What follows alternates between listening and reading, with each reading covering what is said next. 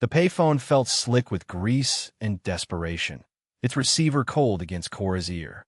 Her knuckles were white where she gripped it, her body trembling so hard the metal cord rattled against the booth. Across the rain-slicked parking lot of the desolate truck stop, the polished chrome of a dozen Harley-Davidsons gleamed under the sickly yellow glow of a flickering sodium lamp.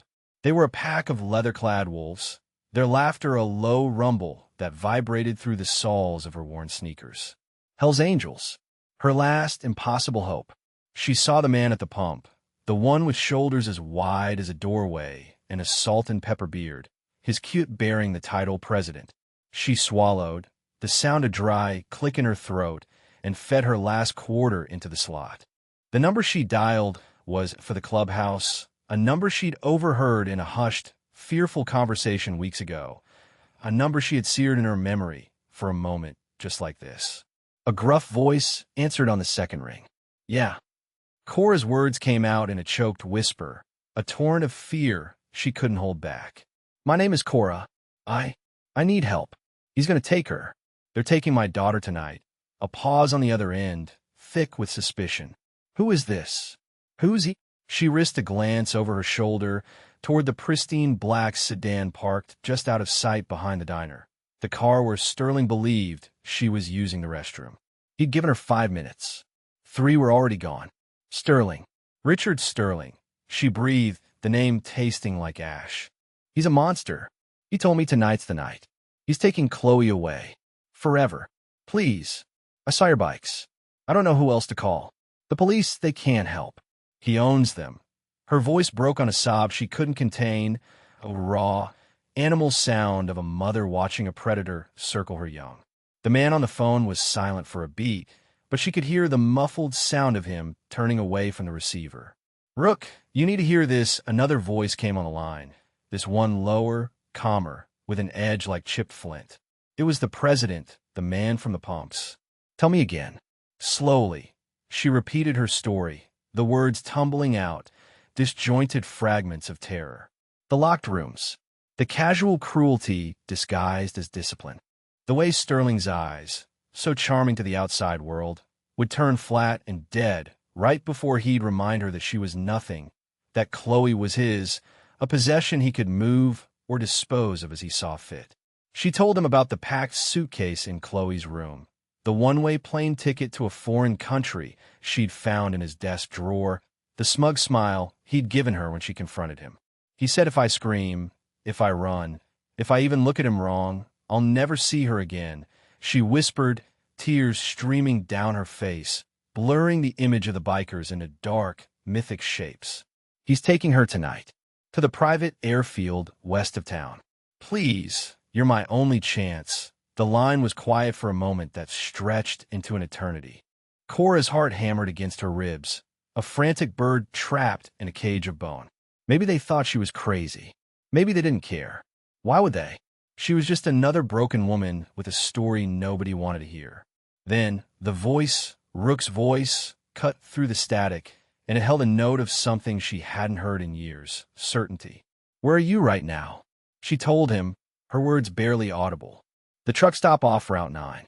He's waiting, stay calm, Rook commanded, his tone leaving no room for argument. Go back to the car. Act normal. Do not let him know you made this call. We'll handle it. The line went dead.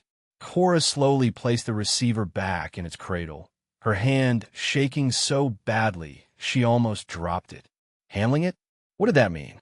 She felt a sliver of hope, so sharp and foreign it was painful, pierced through the suffocating blanket of her fear. Wiping her eyes on the sleeve of her thin jacket, she took a deep breath and stepped out of the phone booth, back into the rain, forcing her face into a mask of placid obedience as she walked toward the black sedan where the devil sat waiting, checking his gold watch with impatience. Inside the clubhouse, the air, usually thick with cigar smoke and the smell of stale beer, was suddenly charged with electric silence. Rook stood with the phone still in his hand, his knuckles a ridge of white bone. His face, a roadmap of hard miles and harder fights, was set like granite. Grizz, his sergeant-at-arms, a mountain of a man with a surprisingly gentle gaze, watched him, waiting. What is it, Prez? Grizz asked, his voice a low rumble. Rook placed the phone down, his movements deliberate. He looked around the room, his eyes meeting those of every brother present. There were a dozen of them, men who had ridden through storms and stood back to back in brawls, men bound by loyalty thicker than blood. There's a woman. Cora, Rook began, his voice low and dangerous. She's with a man named Richard Sterling. Says he's taking her little girl, Chloe, tonight. Flying her out of the country. A murmur went through the room. They all knew the name. Sterling was a big-shot developer, a man with a sanitized public image, deep pockets, and rumored connections to the city's dirtiest cops and judges. He was untouchable. She sounded terrified. Rook, the man who'd answer the phone, added. So the cops are no good. Said he owns them. Rook nodded slowly, his gaze distant. For a fleeting second, the hard lines of his face softened, replaced by a shadow of an old, deep pain. He saw another face, another pair of frightened eyes from a lifetime ago. His sister's.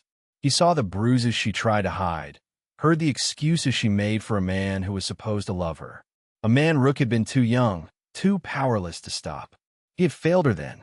He would not fail again. He straightened up, the moment of vulnerability gone, replaced by cold, unshakable resolve. Grizz, he barked. Get on your phone. Find out everything you can about the private airfield west of town. Flight schedules, security, layout. I want to know how many blades of grass are on that runway. He turned to the others. Spade, you, and cut a ride out to Route 9. Find that black sedan. Don't engage. Just be our eyes. Let us know the second it moves. The two bikers nodded, already grabbing their helmets. The rest of you. Rook's voice dropped, becoming a low growl that filled the room. Gear up. We're going to pay Mr. Sterling a visit. This isn't club business. It's not about territory or money. He looked at each man, his stare burning with an intensity that left no doubt. A child is in danger. A mother is crying for help. That makes it our business. We stand for those who can't stand for themselves.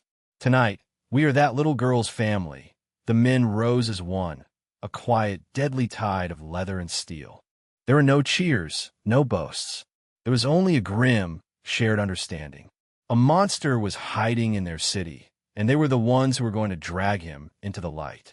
Back in the car, the air was thick with Sterling's cologne and Cora's silent panic. He drove with one hand, his expensive suit unwrinkled, his smile a perfect predatory slash of white. Did you have a nice chat in there, my dear? He asked, his voice smooth as silk and just as cold.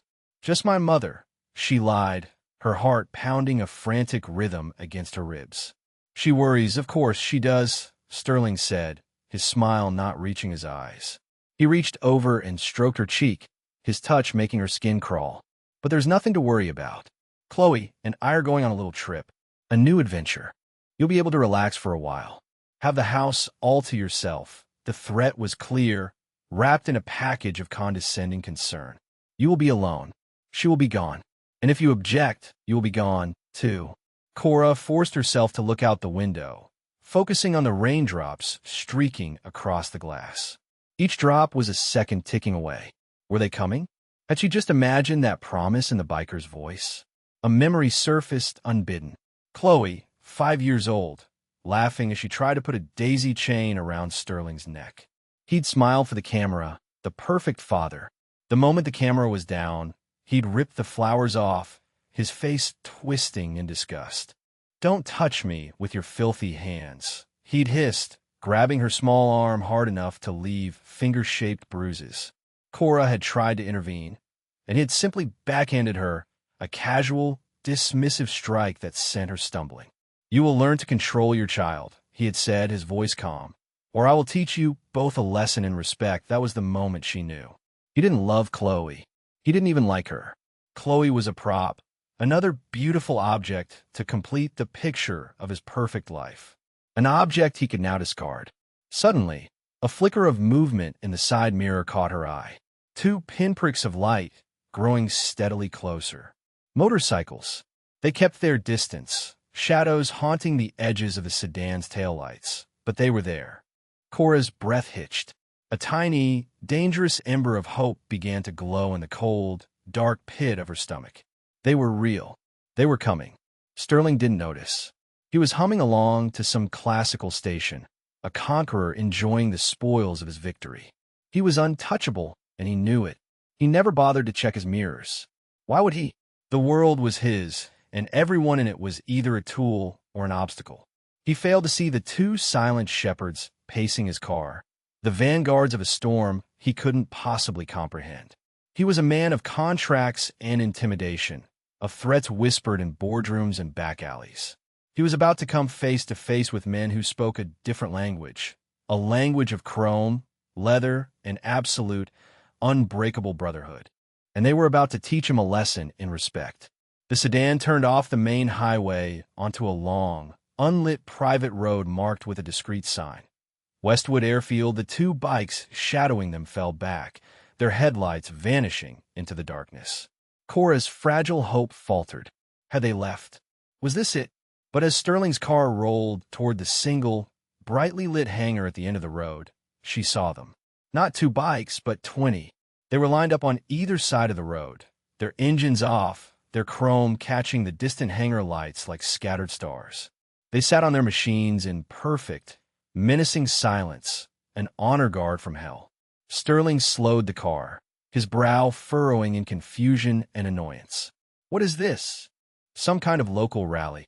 He sounded more irritated than concerned, his arrogance a shield against reality. He pulled up to the gate of the airfield, where a small, sleek jet waited on the tarmac, its stairs down. A pilot stood near the wing, smoking a cigarette. As Sterling rolled down his window to speak to the lone security guard, the world erupted. The night exploded with the deafening roar of 24 V-twin engines firing to life in perfect unison. It wasn't just noise. It was a physical force, a concussive wave of sound that shook the car and rattled Cora's teeth. The bikers flicked on their headlights, flooding the scene with a blinding web of white beams, turning the dark road into a stage.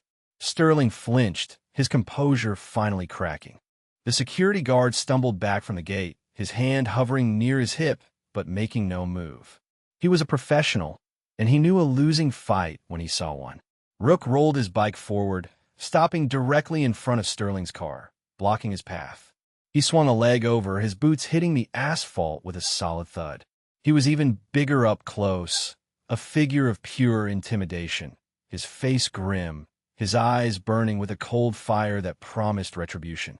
He walked to the driver's side door and rapped his knuckles on the window, the sound sharp and imperative.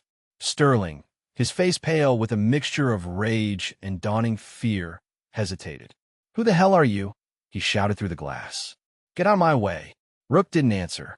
He simply gestured with his head toward the lock. When Sterling didn't move, Grizz appeared at the passenger window beside Cora. He didn't knock. He simply drew back his fist and shattered the tempered glass, the explosion of sound making Cora scream. Grizz reached through the now empty frame, his arm a massive, tattooed limb, and unlocked the doors. Ro pulled Sterling's door open. "Mr. Sterling," Rook said, his voice a low, gravelly calm that was more terrifying than any shout. "We need to have a word." He reached in, grabbed a fistful of Sterling's expensive suit, and hauled him out of the car as if he weighed nothing. Sterling sputtered, trying to regain his footing and his dignity. "You have no idea who I am.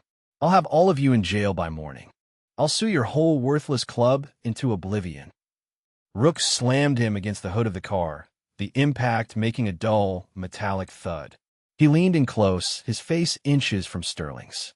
"Your money and your lawyers can't help you now," Rook snarled, his voice dripping with contempt. "You see, we operate under a different set of laws. We heard a mother cry for help. We heard a little girl was in danger." As he spoke, two other bikers opened the back door. One of them, a man with kind eyes, leaned in and spoke softly to Chloe, who was huddled in her seat, clutching a teddy bear. "Hey there, little one. We're friends of your mom's. We're going to get you both somewhere safe." He gently unbuckled her seatbelt. Cora scrambled out of the car, her eyes locked on her daughter. Grizz put a steadying hand on her shoulder. "He won't ever touch you again," he said, his voice a quiet promise. Cora watched, her fear finally giving way to a fierce, triumphant relief. as Rook held the powerful, untouchable Richard Sterling against the car. Sterling's mask of civility had completely crumbled, revealing the sniveling coward beneath. "This is assault. Kidnapping," he shrieked. "You'll pay for this." Rook chuckled, a dark, humorless sound. "Paying is what you understand, isn't it? You think everything has a price. A person's loyalty, a judge's verdict, a child's future." He tightened his grip, lifting Sterling slightly off his feet. "Let me tell you something for free. Some things are priceless. A mother's love, a child's safety." He leaned in, his voice dropping to a whisper that cut deeper than any blade. "And a promise between brothers. We made a promise tonight, to a woman we'd never met. And the Hell's Angels always keep their promises." He shoved Sterling away, sending him stumbling to the ground. The other bikers formed a silent, impassable wall, their faces hard and unreadable in the glare of the headlights. The pilot by the jet had long since dropped his cigarette and vanished inside the hangar. The security guard was talking frantically into his radio, but he kept his distance. This was a storm he wanted no part of. Cora rushed to Chloe, wrapping her in a fierce hug, burying her face in her daughter's hair, inhaling the sweet scent of her shampoo. Chloe was trembling, but safe. She was safe. Cora looked up at Rook, who was now standing over the pathetic heap that was Richard Sterling. Tears streamed down her face, but for the first time in years, they were not tears of fear or sorrow. They were tears of gratitude, of overwhelming, earth-shattering relief. "Thank you," she mouthed, the words too small, too inadequate for the miracle he and his brothers had just performed. Rook met her gaze from across the tarmac. He gave a short, sharp nod, an acknowledgement that needed no words. His duty was done. His own ghosts, for one night at least, were quiet. He turned his back on Sterling, leaving him to the judgment of his brothers, and walked back to his bike. The roar of the engines started again, not as a threat this time, but as a declaration. It was the sound of freedom, the sound of family, the sound of a promise kept. As they escorted Cora and Chloe away from the airfield and toward a new life, the bikers formed a protective convoy around her borrowed car, a phalanx of roaring steel and unwavering loyalty. They were outlaws, society's rejects, but that night, under the cold, unblinking stars, they were knights in scarred leather, the only family she had, and the only one she would ever need. They had stood as family, and in doing so, they had saved hers. If you believe in the power of brotherhood and standing up for the innocent, share this story. Let the world know that heroes don't always wear capes. Sometimes, they wear leather and ride Harleys. Support your local abuse survivors and the organizations that fight for them. Sometimes, the most unlikely guardian angel is the one with the loudest roar.